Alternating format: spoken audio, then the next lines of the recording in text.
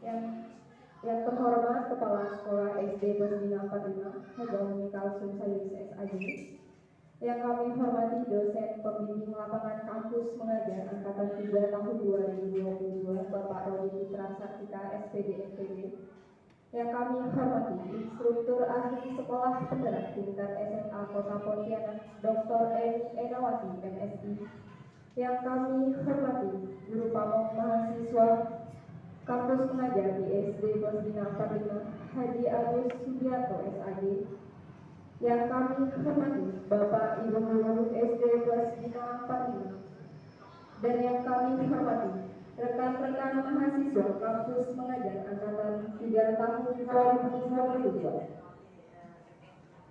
Dengan mengucapkan puji dan syukur kepada Allah Subhanahu wa Ta'ala atas rahmat dan karunia-Nya sehingga kita dapat berkumpul di ruangan ini untuk melaksanakan sosialisasi kurikulum merdeka. Tak lupa pula sholawat beserta salam kepada Nabi dan Rasul kita Muhammad Sallallahu Alaihi Wasallam. Kami juga mengucapkan terima kasih kepada Bapak Ibu yang telah bersedia hadir pada hari ini. Semoga kegiatan kita pada hari ini dapat berjalan dengan baik dan lancar.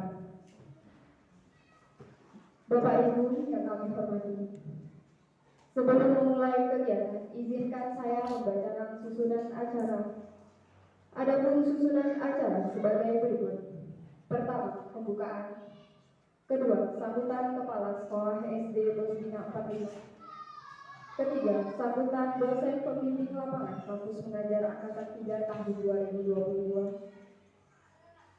Keempat, doa. Kelima, kegiatan inti sosialisasi kurikulum merdeka yang akan dipimpin langsung oleh narasumber dari instruktur ahli sekolah penggerak tingkat SMA Kota Pontianak. Yang keenam, sesi tanya jawab. Terakhir, penutup. Baiklah, untuk mengefisiensikan waktu, langsung saja kepada acara pertama, yaitu pembukaan. Mari kita buka acara ini dengan mengucapkan basmalah. Bismillahirrahmanirrahim. Selanjutnya acara kedua, yaitu sambutan dari Kepala Sekolah SD Berbina 45 kepada Haji Agus Kalsum Sayus SAG. Kami persilakan. Bismillahirrahmanirrahim. Assalamualaikum warahmatullahi wabarakatuh. Selamat pagi, salam sejahtera untuk kita semua. Yang saya hormati Ibu, Ibu Dr. Eni Ernawati MSI.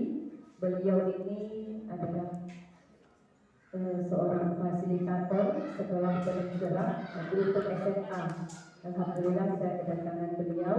Yang saya hormati juga Bapak Rudi Putra Sartika SPD NPB. Beliau adalah dosen pembimbingnya Pak dari anak-anak mahasiswa kampus mengajar. Yang saya hormati Bapak Agus Subianto selaku pamong, istilahnya pamong pada hari ini, dan rekan-rekan guru SD Berbina 45 yang ibu saya menjadi membanggakan, serta anak-anak kampus mengajar.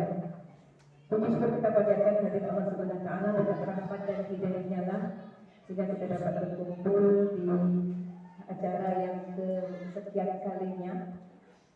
Selawat dan salam tak lupa kita haturkan kepada baginda kita Nabi besar Muhammad Sallallahu Alaihi Wasallam. Ibu Deti dan Pak Rudi yang saya hormati, saya selaku Kepala Sekolah mohon maaf kalau kedatangan Ibu kurang memberikan kesan yang baik. Inilah SD Berbina 45. Selamat datang Ibu, dan kalau Pak Rudi sudah sering ya Pak ya, karena kemarin tidak beliau yang sudah datang ke sini, yang boleh dikatakan membantu Bluetooth mode. Mereka ini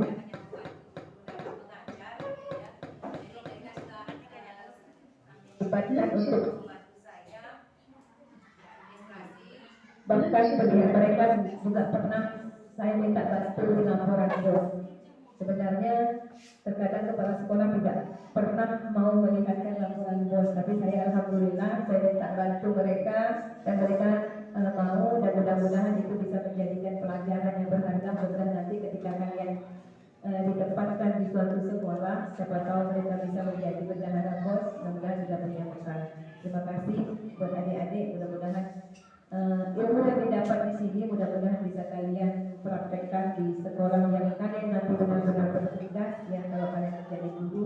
Dan yang apa-apa yang jelek di sekolah ini silakan buang jauh. Terima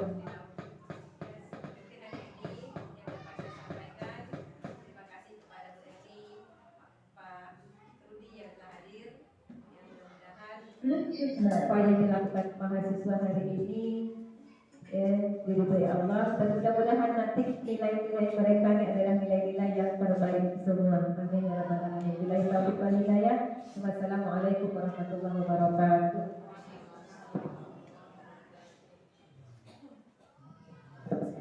Terima kasih Ibu atas sambutannya. Selanjutnya acara ketiga, yaitu sambutan dari dosen pembimbing lapangan kampus mengajar angkatan 3 tahun 2022 kepada Bapak Rodi Putra Saktika SDD. Kami persilakan.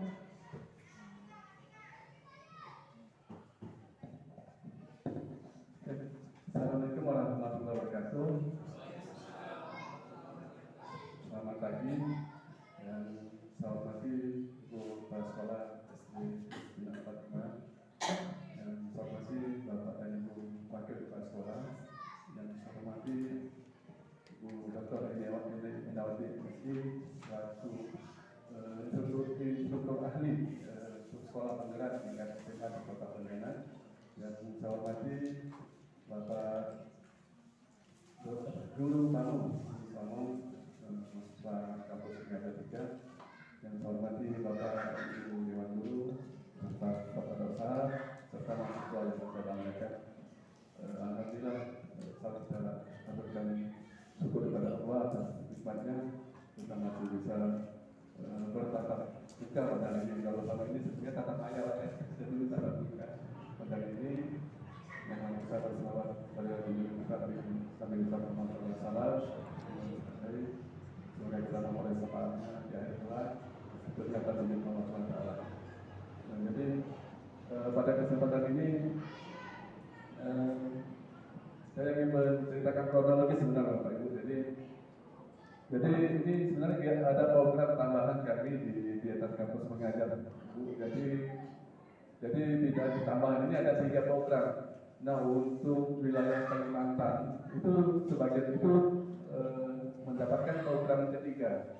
Nah, program ketiga itu adalah sosialisasi kurikulum merdeka.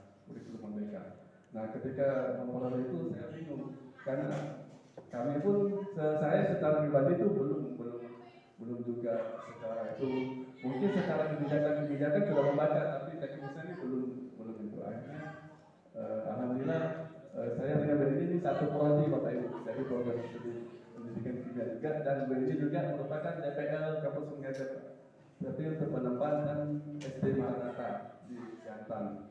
Nah, dan beliau ini merupakan instruktur ahli untuk sekolah penggerak tingkat SMA. Jadi sekolah penggerak tingkat SMA di Kota Pontianak ini beliau ya instrukturnya untuk angkatan pertama aja ya, angkatan pertama. Nah, jadi akhirnya saya minta tolong beliau karena kalau saya muridkan jadi akhirnya semua nanti Pak karena saya menguasai secara itu kan teknisnya. Jadi sama juga ini lebih pengalamannya lebih mumpuni untuk itu. Nah, mungkin itu dari saya. Terima kasih dan terima kasih kepada Ibu Pak Solan telah memfasilitasi itu semua. Alhamdulillah. Saya akhiri wabillahi taufiq wal hidayah. Assalamualaikum warahmatullahi wabarakatuh. Terima kasih Bapak atas sambutannya. Selanjutnya acara keempat, yaitu doa. Sebelum memulai kegiatan inti, marilah kita berdoa terlebih dahulu. Doa pada hari ini akan dipimpin oleh Syarif Fauzi Syaputra. Kepada Syarif Fauzi Syaputra, kami persilakan. Assalamualaikum warahmatullahi wabarakatuh. Sebelumnya terima kasih kepada Lucy sudah mempersilahkan saya. Untuk yang beragama Muslim, izinkan saya untuk memimpin doa. Bismillahirrahmanirrahim. Alhamdulillahirabbil alamin, hamdan zakirin, hamdan syakirin, hamdan na'imin, hamdan yufi ni'amahu wa mazidah. Ya Rabbana wa alhamdulillah syukur wa ma'afi bi jalali al-karim wa asmul sultan. Allahumma shalli ala sayyidina Muhammad salatan tunjina bi al-rahmat wa tahdilana bi belajar wa tuqina bi belajar wa tarfana biha innaka ala darajat wa tuballighuna bi asrarika min khairatin hayati wa barakatuh wa nasbiqu bi laqad fadala. Allahumma fidina fi din wa alimna ta'awun bi taqwa wa min iftirana fi وبصلى المرسلين وعلى من امر بالمرسلين وارزقنا جناته برحمتك يا رب العالمين. اللهم انا نسالك التوفيق في الدين سبحانه وتعالى وعافيه في الجسد وزيادة في العلم وبركة في الرزق وتبذل قبل الموت ورحمة عند الموت ورضا الموت. اللهم هون علينا في شكرة الموت ونجر من الحساب. ربنا اتنا في الدنيا حسنة وفي الآخرة حسنة وقنا عذاب النار. وصلى الله على سيدنا محمد وعلى آله وصحبه أجمعين. سبحان ربك رب العزة عما يصفون والسلام على المرسلين والحمد لله رب العالمين. Amin, amin, amin. Bapak Ibu yang kami hormati, selanjutnya kita memasuki kegiatan inti, yaitu sosialisasi kurikulum merdeka yang akan dipimpin langsung oleh instruktur ahli sekolah penggerak tingkat SMA Kota Pontianak.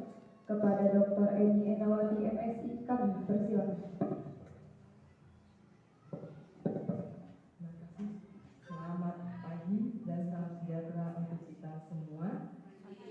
Pada yang terhormat Ibu Kepala Sekolah SD Plus Bina 45, Ibu Haja Umi Kalsum SAG, dan Bapak Rodi Putra Saktika MPD selaku DPR Kampus Mengajar Angkatan ketiga di SD Plus Bina 45 ini, serta para guru sekalian yang saya hormati.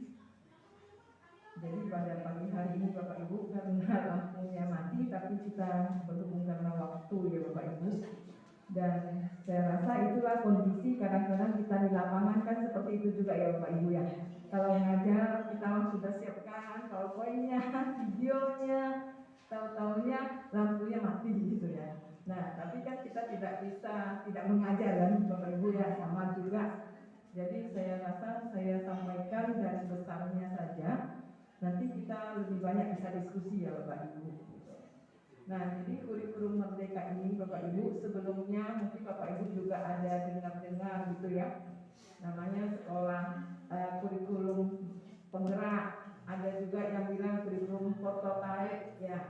Nah, kok sekarang jadi kurikulum merdeka? Nah, sebenarnya itu sama Bu semuanya itu. Cuma luncuran pertama yang akan menjalankan kurikulum ini adalah sekolah penggerak. Dan Bapak Ibu tahu bahwa sekolah penggerak itu dimulai dari adanya kesiapan sekolah.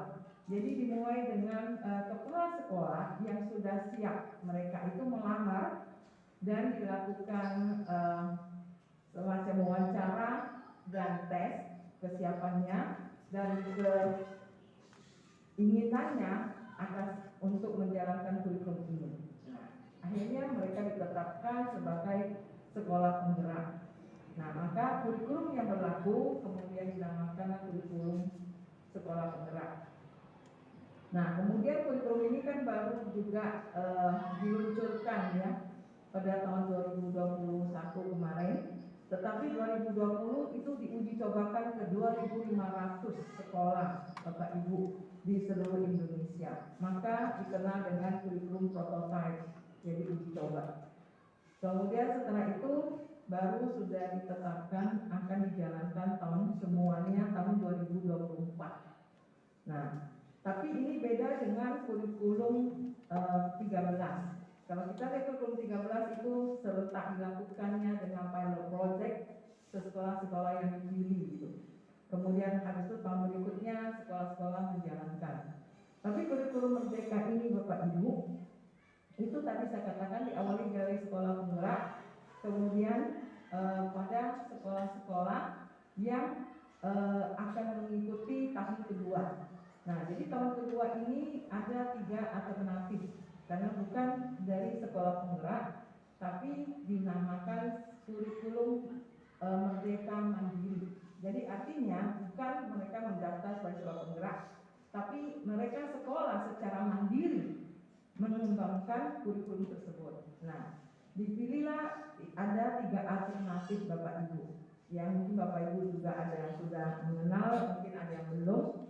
Nah, itu kurikulum merdeka mandiri belajar. Jadi kalau mandiri belajar ini, sekolah masih bisa menerapkan kurikulum 13-nya.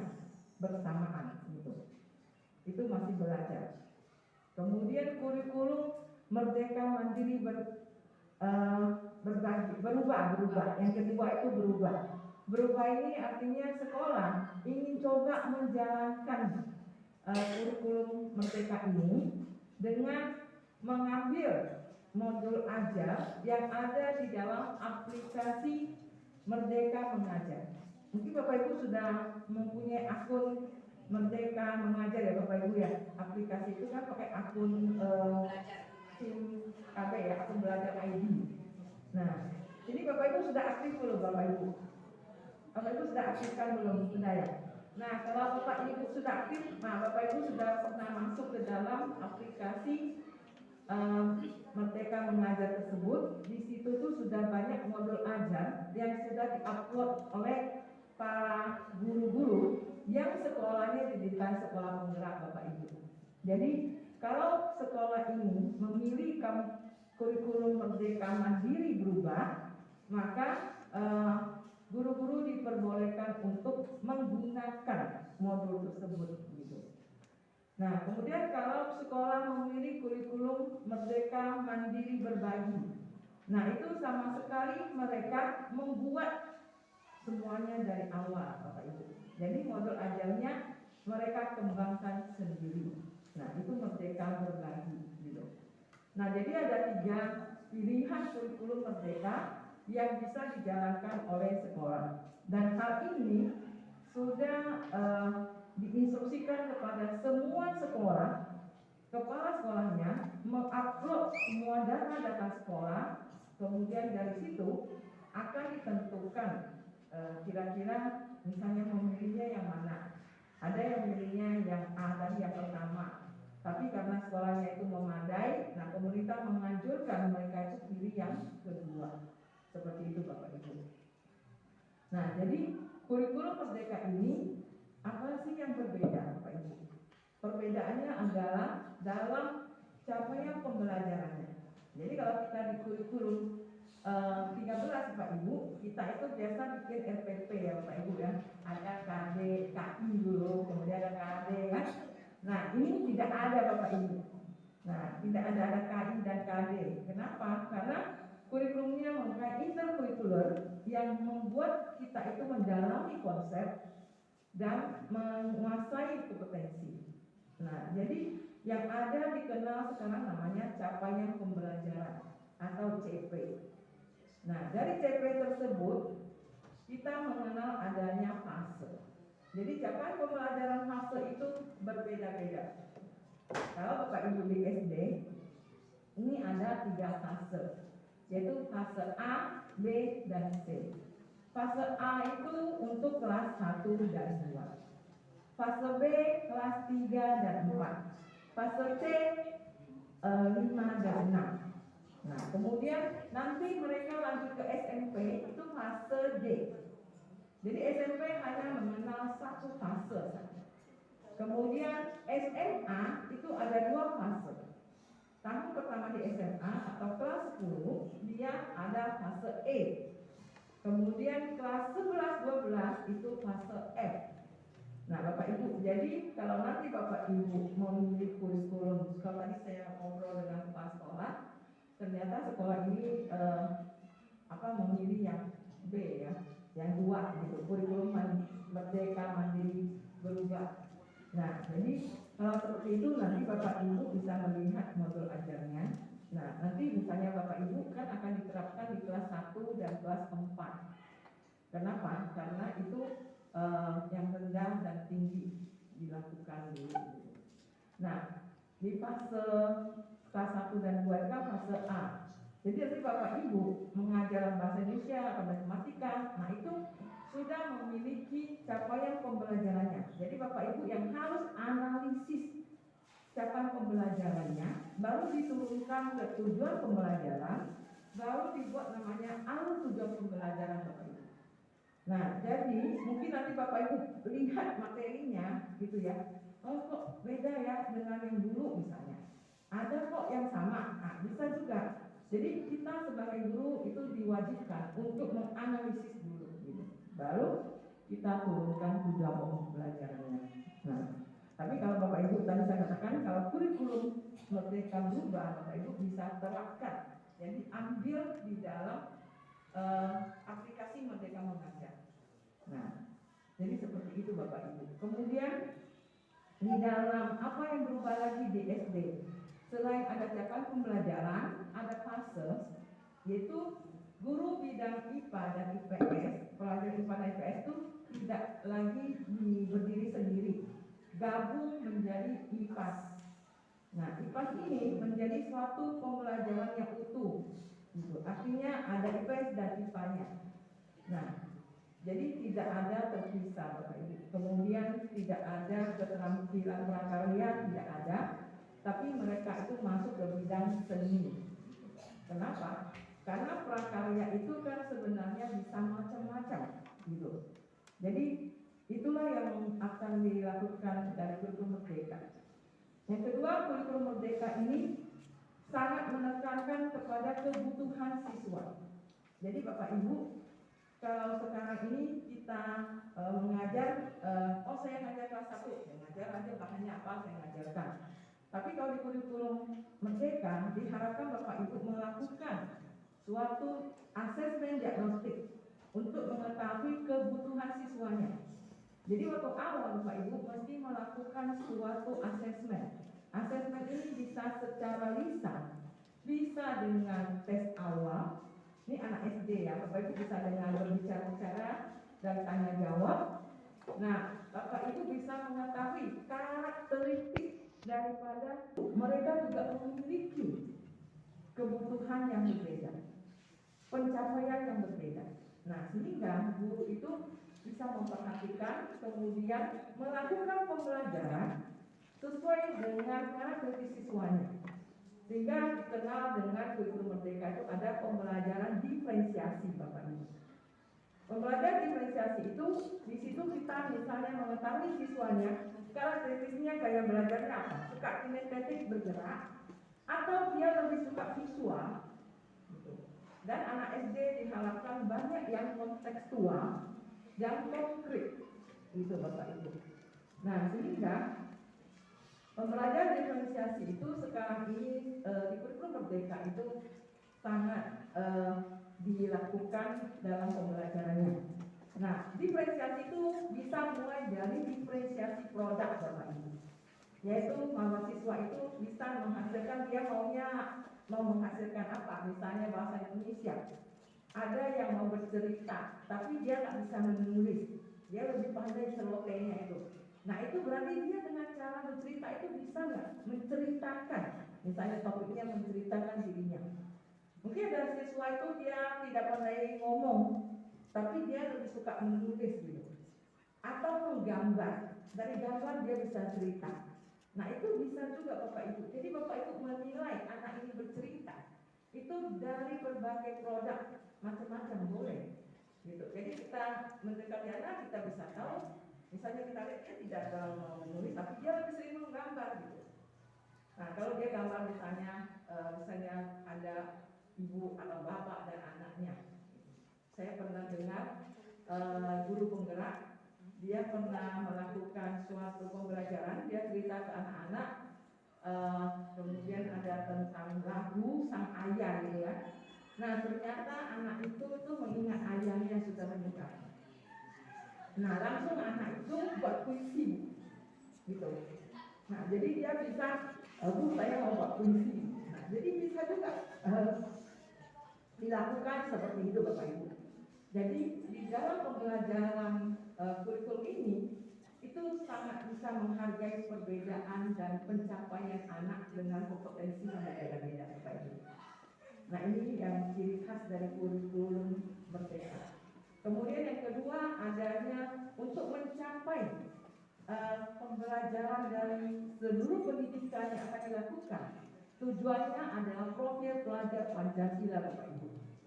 Nah, profil pelajar Pancasila ini ada 6 dimensi Bapak Ibu, yaitu bernalar kritis, gotong royong, kreatif, mandiri, kebinekaan global, dan bertakwa kepada Tuhan Maha Esa dan berakhlak mulia. Jadi itu menjadi goals, tujuan daripada semua proses pendidikan yang ada di Indonesia. Itu sudah ditetapkan goalsnya ini, tujuannya ini. Jadi kalau dulu kurikulum 13 juga ada kata misalnya, ada juga melihat karakter itu, tapi tidak terlalu menjadi konsen. Jadi ada yang membuat di dalam instrumen FPP-nya bahkan semuanya ya, kalau dulu karakternya 14 semua dicantumkan. Tapi yang mana sebenarnya yang akan dikembangkan itu tidak jelas. Nah, kalau di dalam proses belajar Pancasila Bapak Ibu, itu Bapak Ibu yang menentukan. Maksudnya pembelajaran hari ini atau pembelajaran matematika hari ini. Apa sih profil yang akan Bapak Ibu kembangkan? Apakah mandiri, apa digotong royong? Jadi tidak mesti nama-namanya. Kemudian supaya ini kelihatan nyata, bukan hanya secara pembelajaran di kelas, maka ada namanya proyek penguatan pelajar Pancasila. Nah, proyek ini untuk SD itu 1 tahun 2 tema Bapak Ibu. Kalau SMA 3 tema, jadi beda-beda. Jadi tema ini dipilih oleh guru dan kepala sekolah untuk mau yang mana proyek kita 1 tahun ini. Apakah dilakukan secara reguler atau secara blok? Maksudnya regulernya seperti ini, misalnya setiap hari Rabu kita proyek, atau nanti kepala sekolah dengan guru menentukan pada akhir dari pembelajaran semester ini atau mid semester kita 2 minggu proyek. Boleh juga Bapak Ibu. Kurikulum Merdeka itu pelaksanaannya setiap sekolah dikembangkan sendiri Bapak Ibu, tidak mesti. Yang intinya adalah bahwa ada terlaksana dalam 1 tahun. Gitu. Jadi boleh dua-duanya, oh kayaknya ganjil kita tidak terlalu sibuk, kita ganjil semua proyek boleh. Atau karena kita ada semester ganjil dan genap, ya kita bagi ganjil 1, genap 1. Seperti itu Bapak Ibu. Sama dengan SMA. SMA 3 mereka genap 2, ganjil 1. Ada yang ganjil 2, genap 1. Itu diberikan kebebasannya untuk mengembangkan. Tema juga ada 7 disiapkan untuk mengembangkan ke arah profil Pancasila ini ada 7 tema. Ada kearifan lokal, ada wirausaha, ada iklim global itu termasuk lingkungan, kemudian Bhinneka Tunggal Ika, gaya hidup berkelanjutan. Jadi ada 7 tema Bapak Ibu. Nah di situ Bapak Ibu yang akan merundingkan kira-kira kita mau tingkatkan apa anak-anak itu. Jadi kayaknya misalnya yang mungkin di sini karena hari-hari ataupun bercorakkan keagamaan, mungkin bertakwa itu sudah kelihatan. Nah tapi yang lainnya misalnya belum bernalar kritis, nah itu bisa dilatih dengan tema apa gitu Bapak Ibu. Nah itu bisa dirundingkan. Nah kemudian nanti kelasnya ada beberapa, nanti dibagi berapa kelompok. Nah kemudian setelah tema Bapak Ibu kegiatannya apa itu ditentukan oleh guru dan kepala sekolah. Nah anak-anak itu kemudian misalnya temanya Bhinneka Tunggal Ika, anak-anak itu mau nari kah, mau nyanyi kah, gitu, atau mau bercerita, gitu juga bisa. Jadi Bapak Ibu nanti ini bisa beragam karena diferensiasi tadi. Jadi beda dengan kurikulum 13, semua kelas misalnya buat naskah cerita tentang fiksi semuanya sama. Gitu. Tapi kalau sekarang ini bisa cerita tapi beda, seperti itu Bapak Ibu, dengan cara berbeda-beda mengungkapkannya. Kemudian ada namanya asesmen, penilaiannya formatif dan sumatif. Jadi formatif itu selama proses itu berjalan, Bapak Ibu yang kita kenal dengan seperti ulangan harian. Kemudian nanti di akhir sumatif.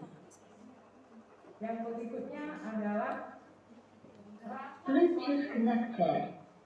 raport proyek itu berbeda Bapak Ibu. Jadi dia tidak sama dengan raport yang diterima kita yang sekarang ini yang pengetahuan itu. Nah itu raport sumatif dan formatif. Kemudian raport proyek itu ada tersendiri Bapak Ibu, dinilai tersendiri. Nah itu pelaksanaannya kurikulum Merdeka seperti itu Bapak Ibu. Nah, jadi inilah yang kemudian dikembangkan Bapak Ibu di dalam proses pembelajarannya. Jadi tidak ada membuat RPP sekarang ini namanya modul ajar. Di dalam modul ajar itu kita bisa dalamnya itu ada orang mengatakan itu adalah sebenarnya RPP plus karena di dalamnya juga ada identitas ya seperti transkrip RPP. Nah kemudian ada juga capaian pembelajaran, tujuan pembelajaran, kegiatan, langkah-langkah pembelajaran, asesmen. Nah yang satu lagi Bapak Ibu ada asesmen reflektif gitu. Jadi Bapak Ibu membuat refleksi. Jadi Bapak Ibu menanyakan kepada siswa bagaimana pembelajaran hari ini dan siswa juga bisa memberikan saran atau ibu mau dengar karena saya lihat ya macam-macam supaya pembelajaran ini diciptakannya menyenangkan dalam pembelajaran. Jadi ada macam-macam saya selama ini mengamatinya ya, ada yang pakai bintang, ada yang pakai emoticon gitu ya. Dimana anak belajar hari ini ada ibu bawa nih silakan tempel gitu. Nah nanti kita akan lihat yang mana yang paling banyak ditempel anak. Nah itulah kondisi belajar hari ini. Kita pengkaryaan dikasih soal yang menantang. Kadang-kadang kan ada yang sudah ya sudah jangan pernah jalan sini gitu kan dia bisa. Gitu. Nah supaya anak ini, nah yang lambat ibu perlu adakan bimbingan. Nah itu seperti itu Bapak Ibu. Jadi kira-kira gambaran kurikulum merdeka yang diharapkan pemerintah adalah seperti itu Bapak Ibu. Nah itu mungkin tadi yang profil pelajar Pancasila itu.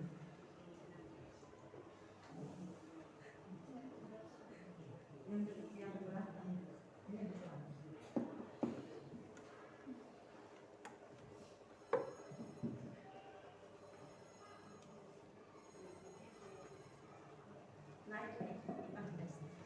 Jadi Bapak Ibu, jadi ada proyeknya tadi dan fokusnya lebih tekankan literasi dan numerasi.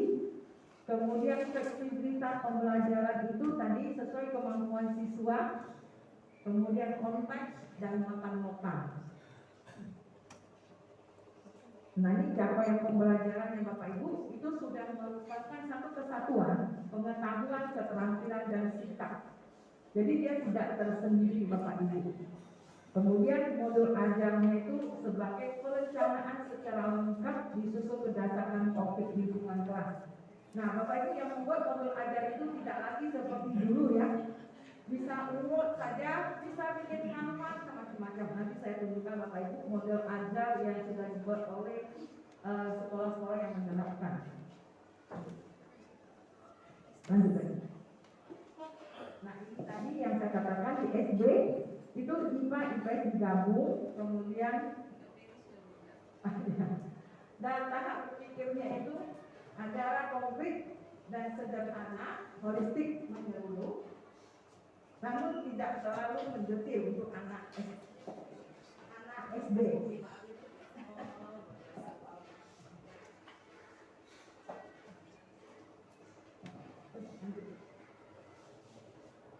Nah ini Bapak Ibu, jadi untuk ini ada bahasa Inggris bisa dilakukan sebagai materi pelajaran pilihan. Kalau dulu kan tidak diajarkan, tapi ada saya ngobrol dengan kepala sekolah, justru di sekolah ini masih tetap ada.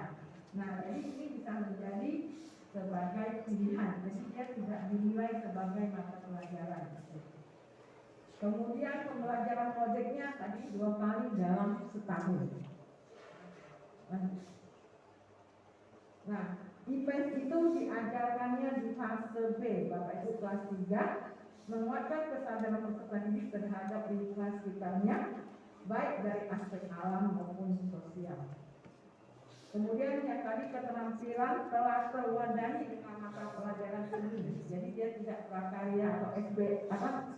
Nah, sekarang namanya seni, hanya pelajaran seni. Ya, bisa digabung di situ.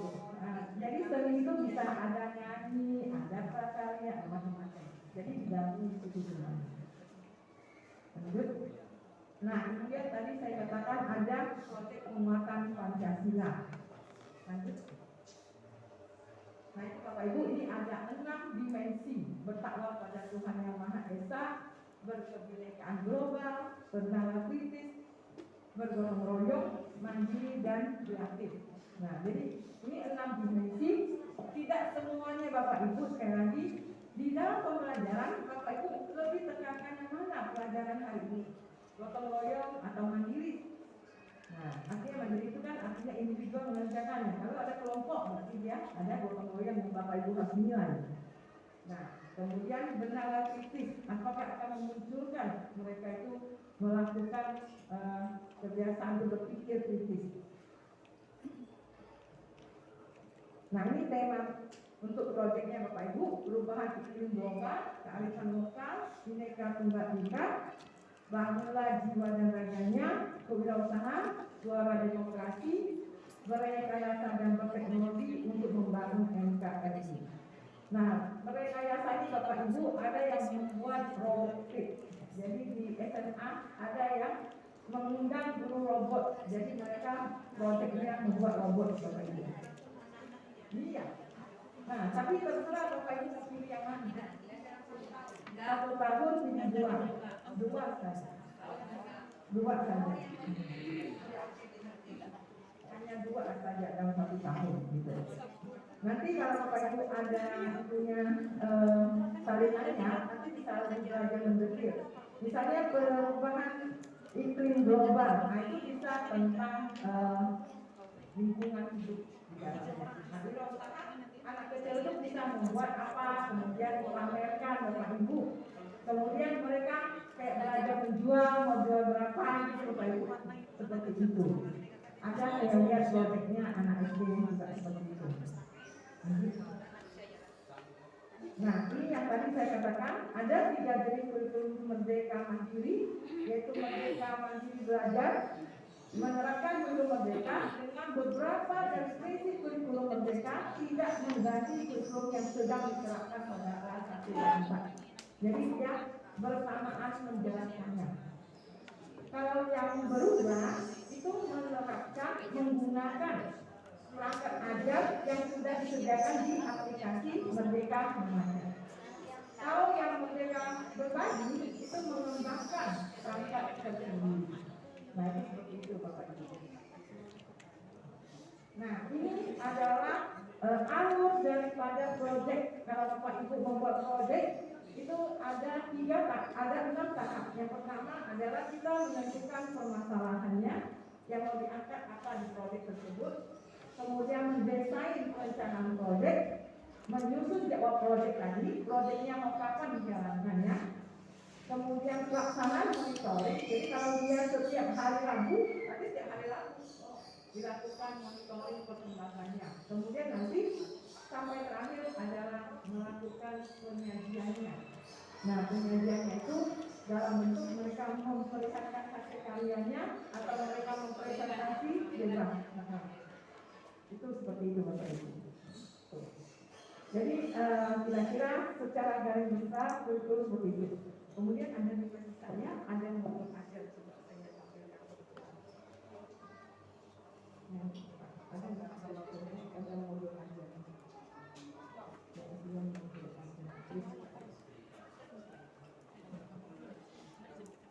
Ada Priska. Ada Priska.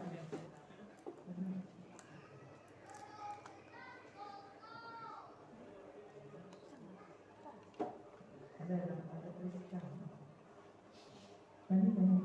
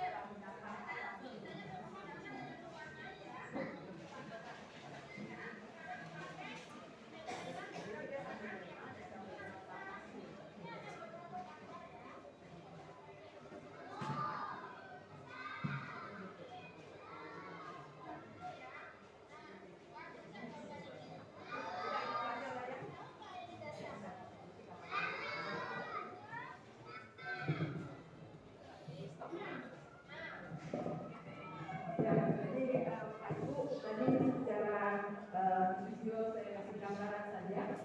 Setelah kita beri tema, nah kemudian kegiatannya itu apa saja? Ada beberapa kegiatan yang akan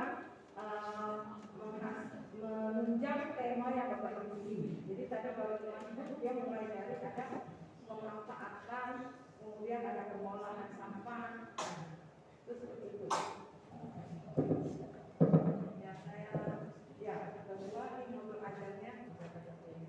Nah kita lihat ini ada sebuah modul ajar. Nah ini Bapak Ibu untuk anak SD ini tentang tema menggali informasi dalam bacaan tema ekosistem. Nah ini adalah seorang guru SD dari sekolah SD yang ada di Bandung Bapak Ibu. Nah ibu SD, guru SD ini Bapak Ibu dia juga sedang melanjutkan S2 dan beliau ini terpilih sebagai guru teladan Bapak Ibu, kemudian mengadakan pertukaran ke New Zealand, ibu guru SD ini.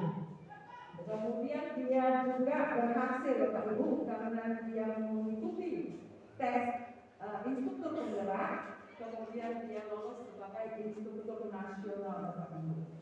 Nah, walaupun dari guru SD Bapak Ibu. Nah, ini contoh modul ajar yang pemenang yang buat gitu. Nah, saya kasih contoh ini sangat bagus karena dia sudah terlihat diferensiasinya dan kegiatannya juga kelihatan sekali dia kelihatan warnanya.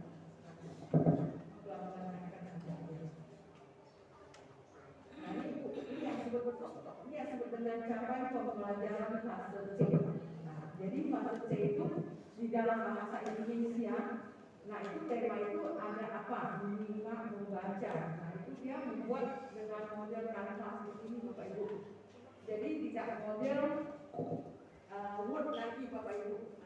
Nah jadi sekarang bahwa dengan kemajuan teknologi, nah sekarang guru-guru sudah banyak yang berlatih tentang cara membuat PPT yang bagus, kanvas bisa juga. Nah, jadi itu diberikan kebebasan Bapak Ibu. Jadi saya juga misalnya punya sekolah penggerak Bapak Ibu model ajar guru itu beda-beda mereka bersuasana. Ada yang tetap mau word juga boleh. Jadi saya nggak pandai lah, saya mau word aja, ya oke, nggak masalah juga. Tapi ada yang bilang saya lebih suka yang kayak gini, boleh juga Bapak Ibu. Jadi tidak mesti seragam Bapak Ibu. Jadi kurikulum merdeka itu tidak mesti seragam Bapak Ibu. Yang penting intinya capai pembelajarannya Bapak Ibunya ngerti dan diteruskannya benar. Lanjut. Nah ini udah fase kemudian lanjut.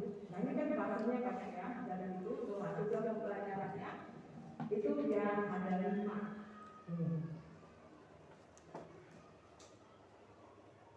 Nah ini ya, buatnya seperti ini kata itu kita lihat itu kan jadi maksudnya model ajar itu ya.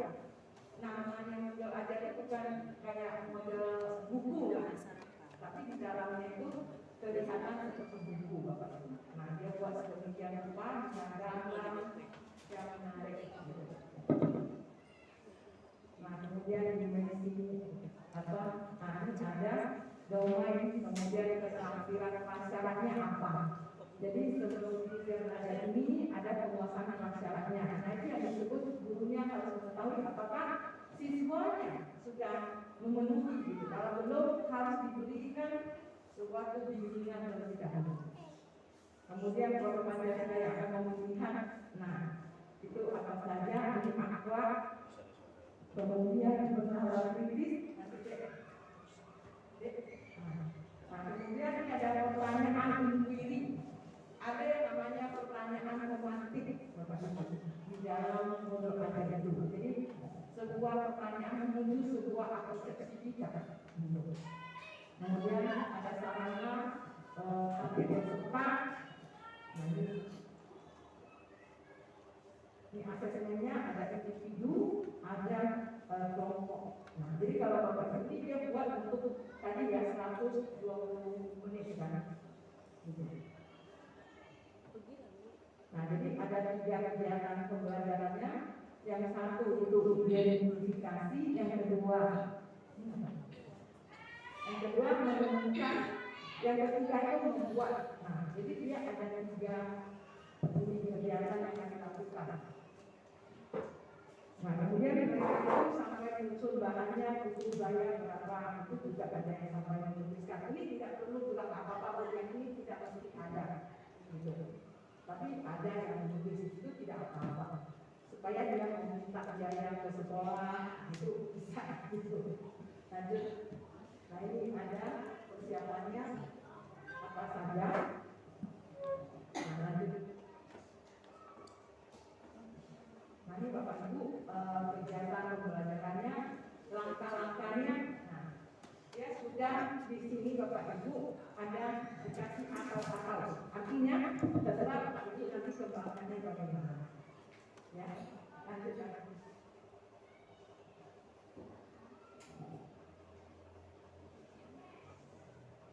Nah ini sebentar. Untuk peserta ini kan Bapak Ibu coba lihat di sini itu dia kelihatan ada diferensiasinya gitu.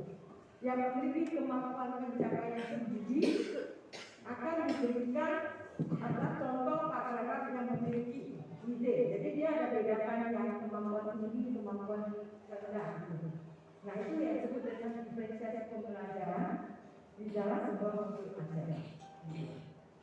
Nah jadi kalau Bapak Ibu lihat anaknya bagaimana, tapi saya katakan dia punya kemampuan tinggi, saya kasih pengkayaan anak itu.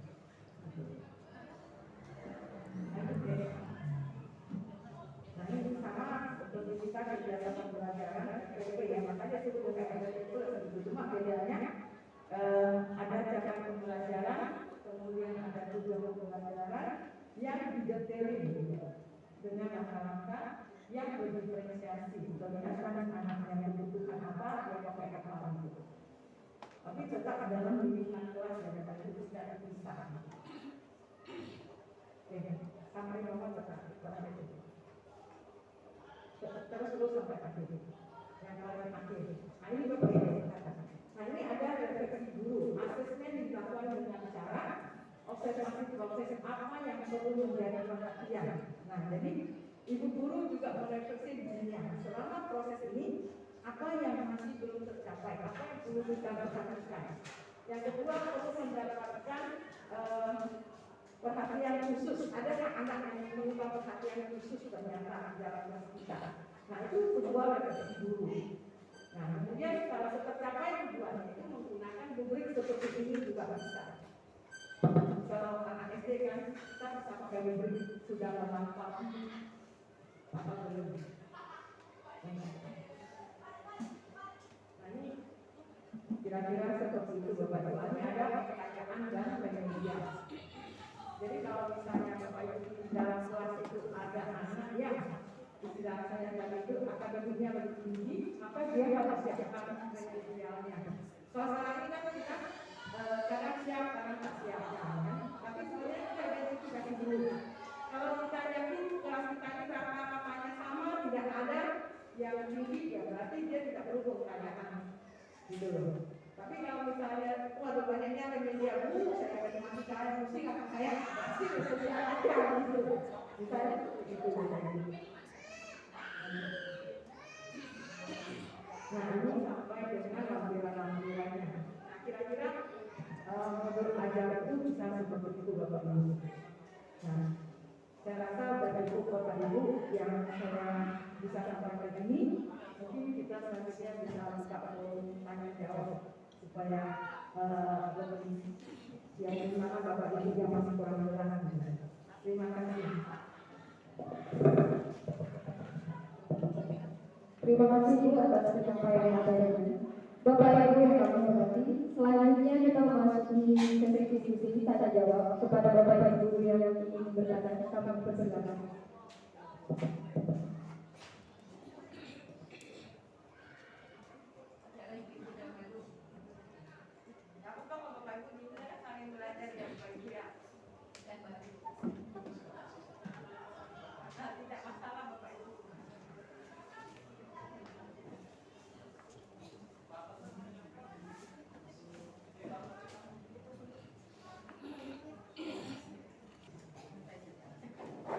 Baik, assalamualaikum warahmatullahi wabarakatuh.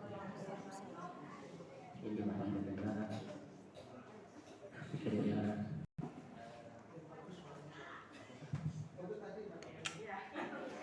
Terima kasih. Yang pertama, saya menggarisbawahi tadi tentang merdeka belajar dan mandiri belajar.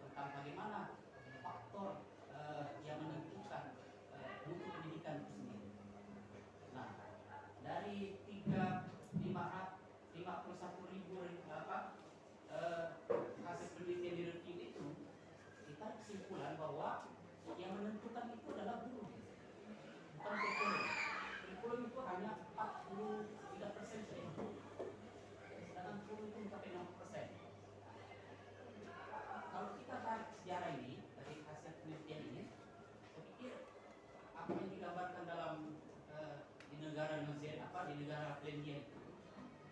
Saya menarik ketika membaca artikelnya almarhum Pak Aswan itu, bahwa di Belgia itu adalah model pendidikan terbaik di dunia, tapi tidak dia tidak mementingkan kurikulum dan tidak mementingkan standar penilaian yang baku.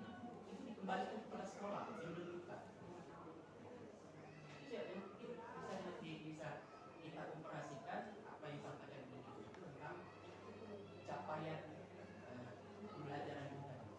Oke, terima kasih.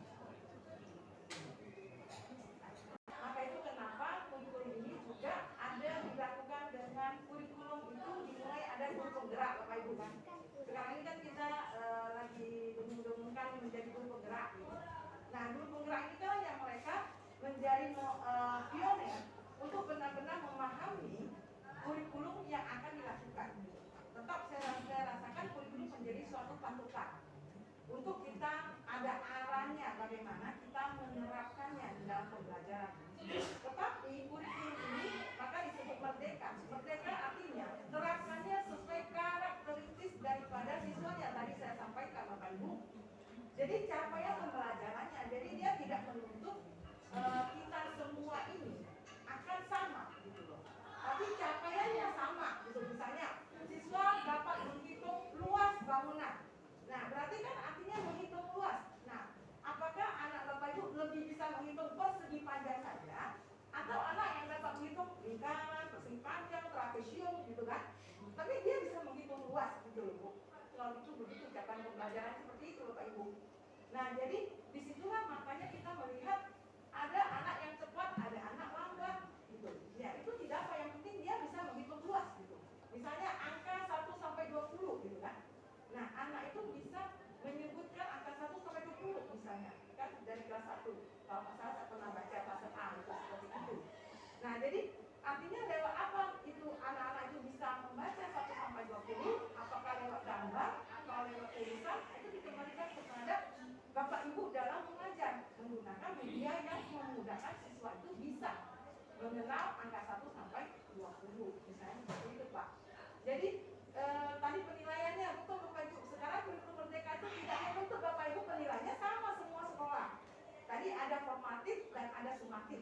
Nah, apakah rapot nanti Bapak Ibu mau mengelolanya 60% formatif, 40% sumatif, atau 80% formatif, 20% sumatif dikembalikan kepada sekolahnya? Karena yang akan menilai proses itu adalah Bapak Ibu guru. Karena pencapaian dari tahap awal sampai akhir, Bapak Ibu melihat, oh di proses lebih saya menilai dulu. Nah, saya mau 70, sumatifnya nanti saya 30 aja. Itu juga boleh Bapak Ibu. Rapot untuk terakhir itu begitu. Karena yang dinilai adalah capaian pembelajaran, tidak lagi pakai ketuntasan Bapak Ibu. Jadi kalau misalnya akreditasi ya, saya rasa bukan rahasia lagi kan. Kalau sebuah akreditasi A, maka ketuntasannya dia harus naik kan 80 ke atas. Akibatnya apa? Anak ini tidak tercapai juga ditulis saya 85. Karena supaya akreditasi ibu nanti kalau diperiksa kan rata-ratanya berapa? 85. Gitu kan. Itu yang terjadi Bapak Ibu. Dan itu profil dipetakan ternyata anaknya tidak bisa 85 Bapak Ibu. Sebenarnya. Nah, jadi oleh karena itulah melalui berbagai kajian Bapak Ibu, bimbingnya kurikulum ini itu adalah berdasarkan beberapa kajian kita selama menjalankan kurikulum dan hasil daripada penilaian orang luar terhadap pendidikan kita gitu loh. Anak kita itu banyaknya menghafal gitu kan. Jadi kurang bisa benar Bapak Ibu. Jadi di dalam kalau dia ketemu kesulitan dia tidak juga bisa mencari alternatif Bapak Ibu. Buntu gitu loh. Artinya di dalam penyelesaian kehidupannya juga terjadi seperti itu. Nah ini berdasarkan kajian secara banyak penelitian dan maka itu diambillah sekarang kurikulumnya seperti ini. Dan kalau kita berdasarkan teori Bapak Ibu, mestinya kan kurikulum itu berubah sesuai dengan perkembangan zaman kan Bapak Ibu. Jadi artinya kurikulum itu bersifat dinamis, dia tidak tetap gitu. Dia tergantung pada bagaimana kondisi kayak kemarin kita pandemi Bapak Ibu kan. Kita sudah mengalami namanya